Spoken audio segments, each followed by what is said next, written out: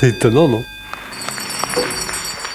L'audience est reprise. Je vous rappelle que Daniel Cohn-Bendit est inculpé d'insulte à daltonien, puisqu'il est passé de Danil rouge à Danil vert, et également d'attentat aux mœurs, puisqu'il veut changer la société.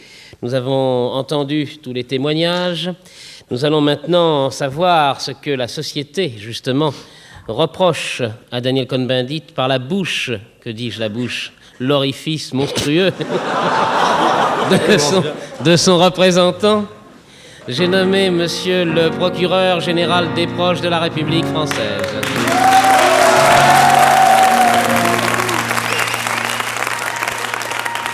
Monsieur le procureur, nous vous écoutons. Française, Français, Belge, Belge. Monsieur le président d'Opérette. Cette robe est ridicule, Claude. Tu m'as jamais vu avec Luce Mariano? Cher vieux débris lamentable du barreau vermoulu d'obédience ibérique. Ta gueule, ça te manquait aujourd'hui. Pauvre conne. Pardon, qu'est-ce que vous avez dit? Je parlais... vous s'appelez pas conne? Vous permettez, Daniel, je vous appelle quoi? Pauvre conne. C'est bien. Chère Jeannette, mesdames et messieurs les jurés, public chéri, mon amour.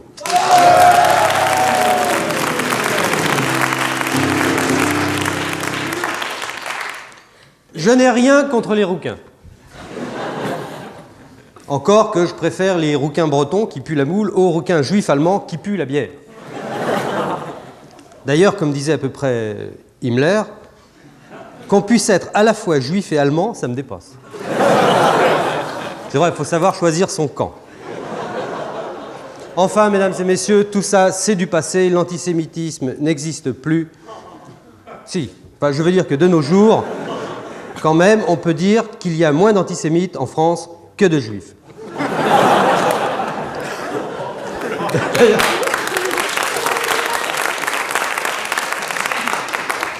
D'ailleurs, personnellement, je m'en fous, je suis ni l'un ni l'autre. J'ai mes papiers de chrétien de gauche, si vous voulez. Là, j'ai mon certificat de baptême. Là, j'ai mon bulletin d'abonnement à Télérama. Alors... D'ailleurs, j'en profite pour le souligner aux auditeurs qui sont abonnés à Télé 7 jours. Télérama, c'est vachement bien aussi.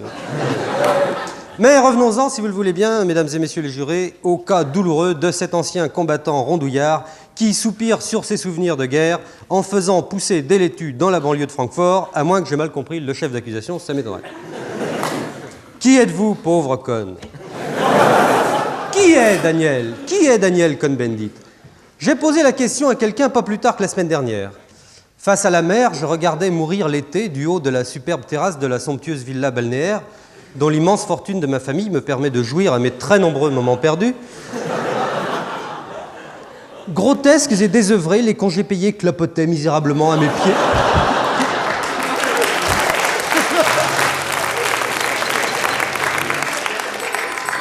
Tristement boudinés dans leur triste cache-bonbon trop large du catalogue des Trois Cuisses.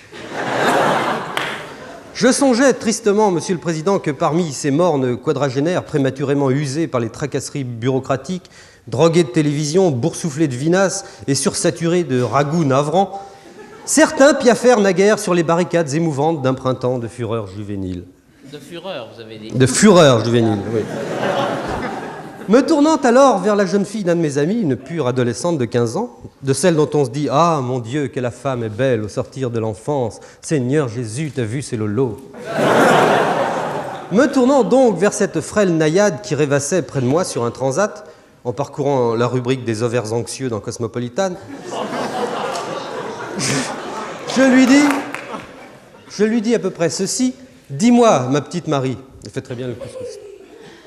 Dis-moi, ma petite Marie, sais-tu qui est Daniel Cohn-Bendit ?» Daniel Cohn-Bendit, c'est pas la fille du groupe Téléphone? Eh oui, mon vieux président. Eh oui, mon pauvre baveux péninsulaire. Eh oui, ma pauvre Jeannette. Eh oui, mesdames et messieurs les jurés de carnaval. Il faut vous y faire. Pour cette génération, Pétain, Cohn-Bendit ou Yves Montand, c'est le passé. Au reste, et à regarder de plus près, quelle différence y a-t-il vraiment entre Pétain et Yves Montand? À la réflexion, il y en a une. Pétain, lui, au moins, il ferme sa gueule.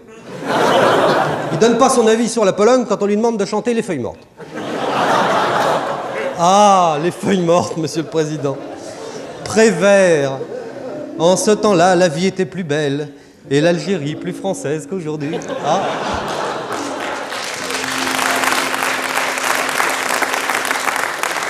Et maintenant, tout est changé, tout fout le camp, et Daniel Cohn-Bendit, insidieusement, sans qu'il s'en rende bien compte encore, Daniel Cohn-Bendit commence à perdre ses illusions et ses cheveux rouges. Vous connaissez la moumoute Jean Edernalier? Ah, vous devriez essayer la moumoute Jean Edernalier. Vous connaissez pas la moumoute? Non. Elle s'appelle comme ça, c'est pas lui qui l'a faite, elle s'appelle moumoute Jean Edernalier parce qu'elle s'enlève toute seule.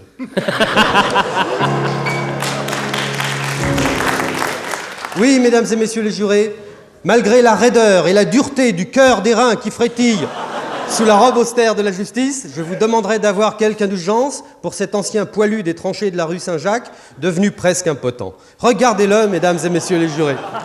Qui pourrait en vouloir à ce misérable déchet humain qui croupit sans grâce au banc de l'infamie, tandis que les enfants des disciples de Dany le Rouge se peignent les cheveux en vert pour aller pétarader en bande sur les vélomoteurs imbéciles de leur printemps petit bourgeois. Cet homme, mesdames et messieurs, est à l'automne de sa vie, à la fin de son voyage. Il est bon pour l'euthanasie. Il s'étiole et se racornit comme la première feuille morte que foulent aux pieds les amants séparés qui se repoussent au bois de Vincennes et qui s'attirent du bois de Boulogne. De plus, c'est un aliéné mental.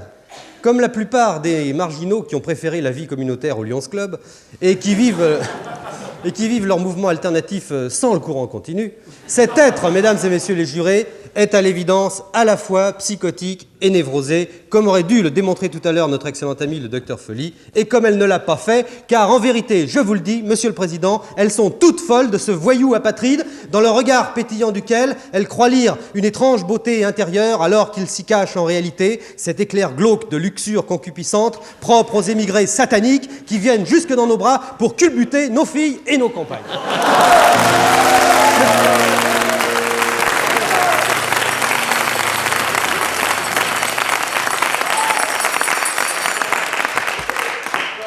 Oui, ma petite Follette, oui. Cet homme qui mange le sein des Françaises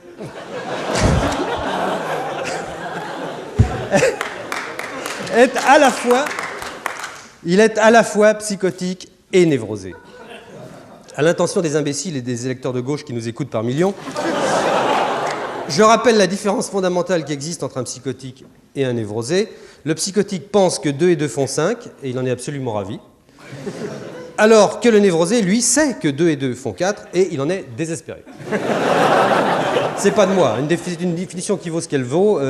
Je ne sais plus si elle est de Sigmund Freud ou de Maître Capello, mais en tout cas, c'est pas un con qui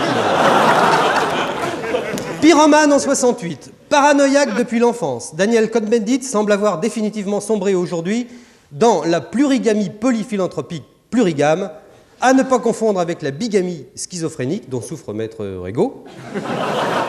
Comme son nom l'indique, mesdames et messieurs les jurés, la bigamie... Non, mais tu sais bien. Le bigame schizophrénique joue du piano à 2 mains avec un entonnoir sur la tête.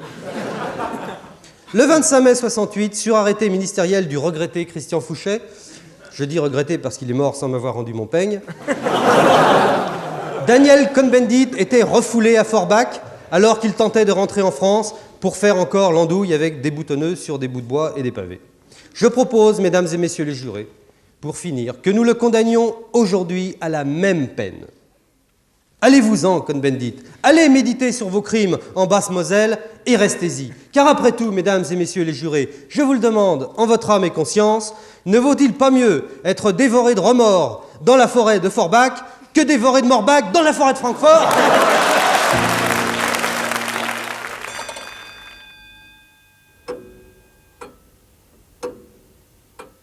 C'est étonnant, non?